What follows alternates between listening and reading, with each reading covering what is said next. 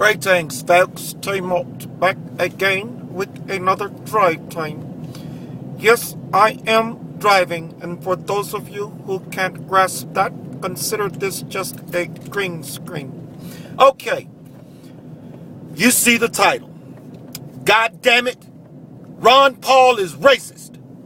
Now, I am going to piss off 3 groups of people with this video. And then I am going to explain how I feel about this. So let me dispatch with the groups that I am going to piss off first. The first group, it's going to be those who hate the fact that I use the Lord's name in vain. But of course, I have said repeatedly, I do not use his name in vain. It is all about context. So when I say, God damn it, Ron Paul is racist, I want God to damn his racist views, if in fact he is racist.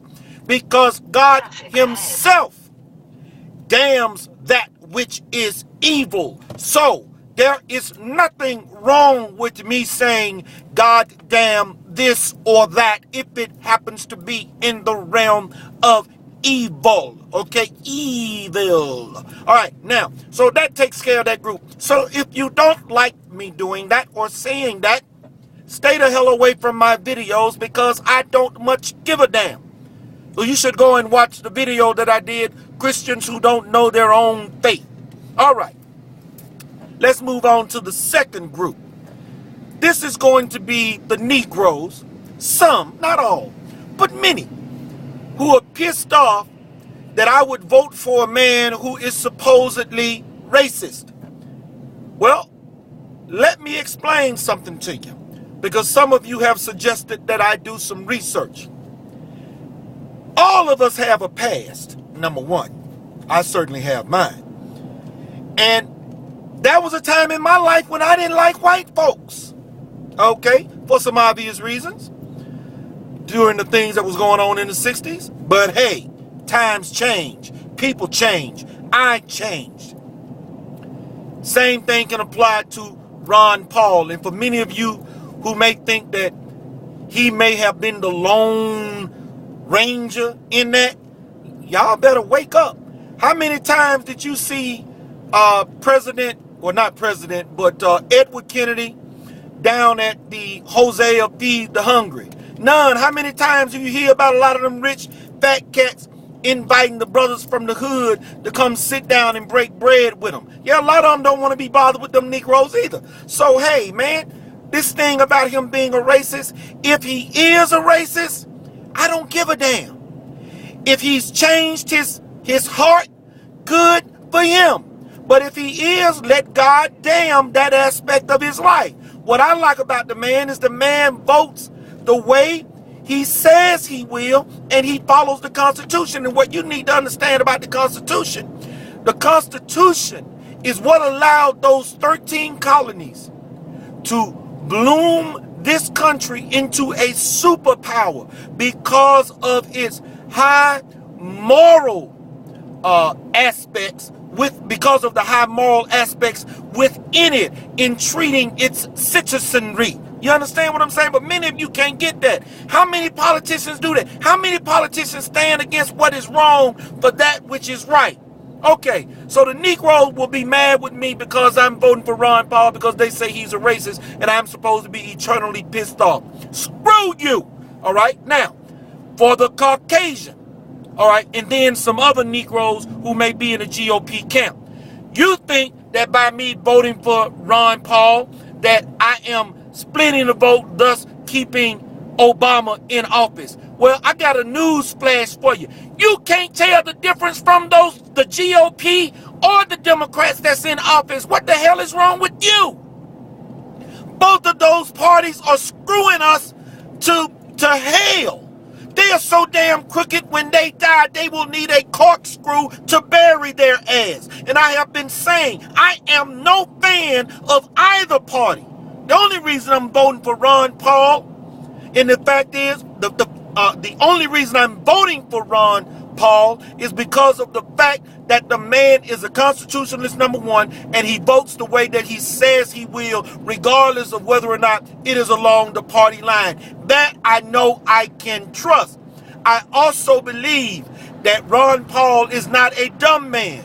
And I feel that if he surrounds himself, which he will, with folk who understand what's going on, I believe that he will be able to overcome some of those other issues, especially if he surrounds himself with other constitutionally endowed members. Okay? Now, what do I have a problem with Ron Paul on? I don't like what he said about, well, we've got nukes. Why shouldn't Iran have them? I think that's a dumbass statement. But hey, ain't nothing ever as good as we want it to be. And I don't expect to agree with everything that the man may see. And for me, it's this damn simple.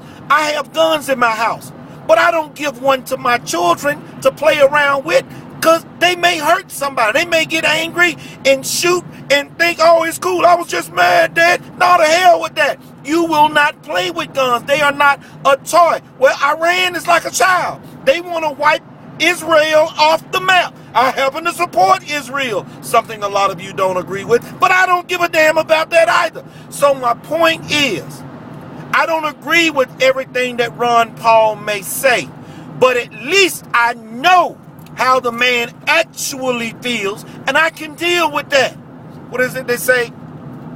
Keep your friends close and your enemies closer. Not that the man is an enemy of mine, but I know where he is coming from, and I can deal with that, all right? But more importantly, the man is about trying to take care of home first, and somebody commented that, well, we need somebody who's going to be strong on foreign policy, because if we just start worrying about home first, you know, we'll collapse because we are so intertwined financially or economically with the world. Hell, that's what got us in trouble in the first damn place. They need to repeal NAFTA as one of them.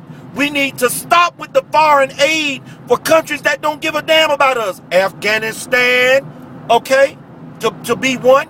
And what's their neighbor? Well, the name slips me right now. But my point is, we need to start focusing on what's happening here in this country.